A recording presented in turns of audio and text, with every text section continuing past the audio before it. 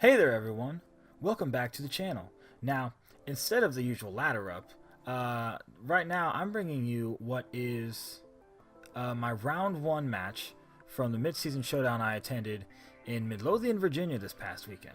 So, today we have a battle against Claire. Now, Claire was, I believe she was a senior, but I think this was her last year as a senior, and she had an interesting team. I don't remember what all was on it, but I remember being very afraid of Smeargle Xerneas.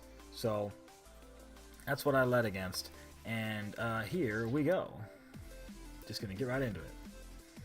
So let's see here. I'm trying to remember exactly what I did here.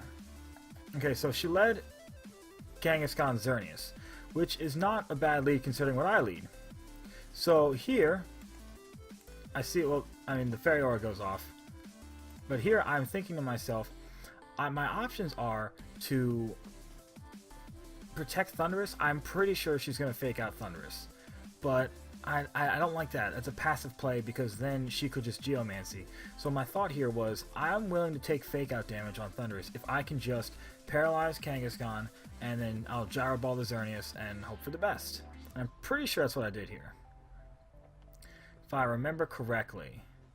Because oh my god, wow, my picture looks really grainy. I gotta fix that. Again, I thought about switching in. Did I bring Salamis this game? I think I did. But I know this is exactly what I wanted to happen. Paralyze the Kangaskhan. She actually ended up not going for the fake out, so I mean, there's always a paralysis chance. And she ended up going for Dazzling Gleam, which surprised me a lot. And this right here, I did not expect this at all. I thought that me taunting the Xerneas or paralyzing the Xerneas was too much of a threat for her. But luckily, Ferrothorn hangs on with 3 HP, and I get to hit this Xerneas with my Gyro Ball anyways, which is good because, you know, if it's uninvested, it's going down no matter what. And I get an unnecessary critical hit here because I went back and did the damage calc on the Dazzling Gleam, and she didn't have any defensive investment. So 44 defense is a roll with that Gyro Ball. But she was just 252, 252, and then 4 HP, so not the worst thing in the world. And here she has a shiny Scizor, which is really cool. And immediately, I know I'm probably gonna want Ferrothorn at the end of this game. So I'm pretty sure I'm expecting either a low kick or a bug bite into Ferrothorn. So I thought, you know what? Let me get Ferrothorn out of here. I'll bring in Salamence. If she goes for a low kick, fine. If she goes for a bug bite, fine. I was very worried about her setting up a Swords Dance. That was my chiefest concern. But I also know that if I can, since Kangaskhan's paralyzed, if I can get Salamence in here and intimidate it and the Scizor, if she goes for a Swords Dance, fine. She's a +1, and then I can just if I get some prior damage on the Kangaskhan, I can take it out with a Hyper Voice, and which will heavily damage the Scizor. So I decided to switch out Ferrothorn and Thunderbolt the Kangaskhan with Thundurus, because she's gonna expect me to taunt at Thundurus. She's not gonna Sucker Punch Thundurus. There's just no way. So that was my thought process going into this turn. And so you see me switch out Ferrothorn into Salamence. Salamence did a lot of work in this tournament. Oh my goodness. And actually, Ferrothorn did a lot of work in this tournament too. So I get my Thunderbolt off, so she didn't go for any kind of Sucker Punch. This does a very good amount of damage. That puts it into Hyper Voice range. Now here's the part that surprised me. That Bug Bite, when I saw that damage, I was so worried. But then I realized, okay, it's a Life Orb, so it's got to be Adamant Life Orb.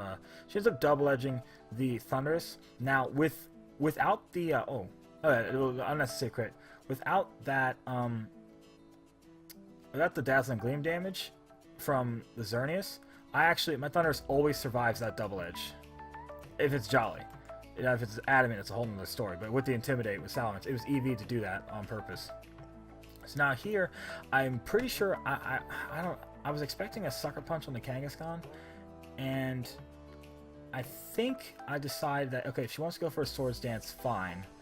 I can, you know, with the Life Orb damage, if I know a Gyro Ball's not gonna do that much, so I decided instead with Ferrothorn, I'm just gonna hit the Scizor with a Leech Seed, I'm pretty sure.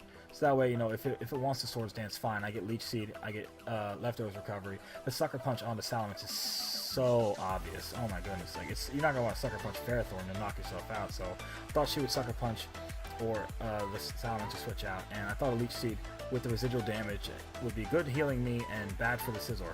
So I'm pretty sure I just Hyper Voice and Leech Seed the Scizor. I think that's what I did. That's what I would do in this situation. Yeah, so she does Sucker Punch, which, you know, again, was pretty obvious, but again, I'm not worried about it. It doesn't do that much damage. She does get a crit on the second hit, which actually would put me into +2 Bullet Punch range, or +1 Bullet Punch range, so that wasn't good. But the Kangaskhan does go down because of the Thunderbolt damage from before, and she does get the Swords Dance off, which is, you know, this is exactly why I wanted to keep Thundurus around, but I did lose Thundurus, unfortunately.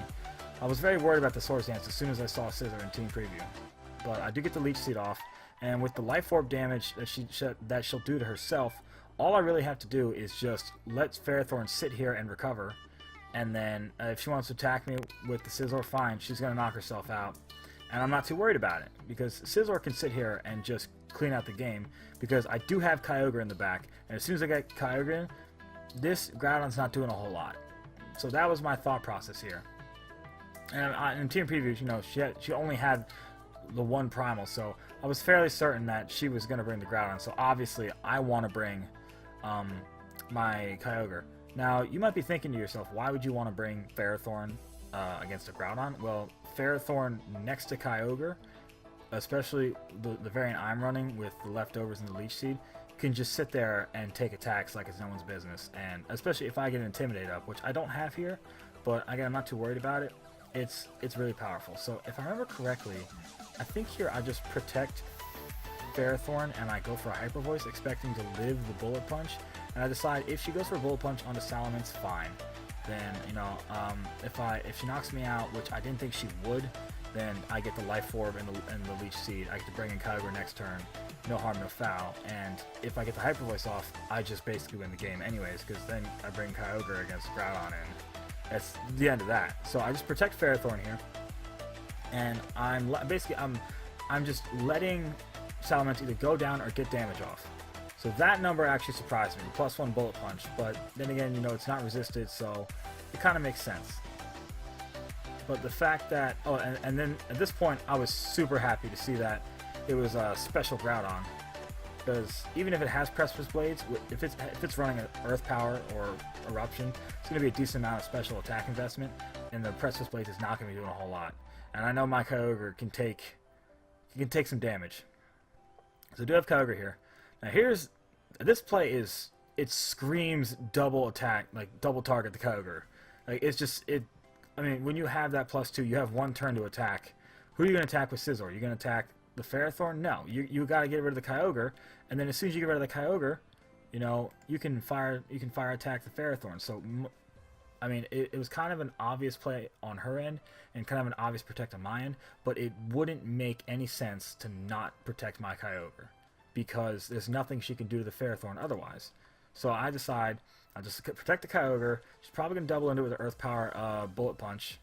So the Bullet Punch goes off. The Earth Power goes off right into Kyogre, and I get to Gyro Ball the Scizor, because I just want this thing gone at this point, because I don't need it to get any more damage onto either of my Mons. So I was pretty happy about that turn. And at this point, it's, you know, the end of the game, and I thought, you know, even she can't knock out Ferrothorn with an Earth Power. She can't knock out Kyogre with an Earth Power. I'm free to just Water Spout, and I think I just Leech Seeded, maybe? I really don't remember what I did here with the Ferrothorn. I probably just Leech Seeded just for the funsies. Yeah. So that's the end of the game. And that was the first round of my Mid-Season Showdown. So yeah, there you go.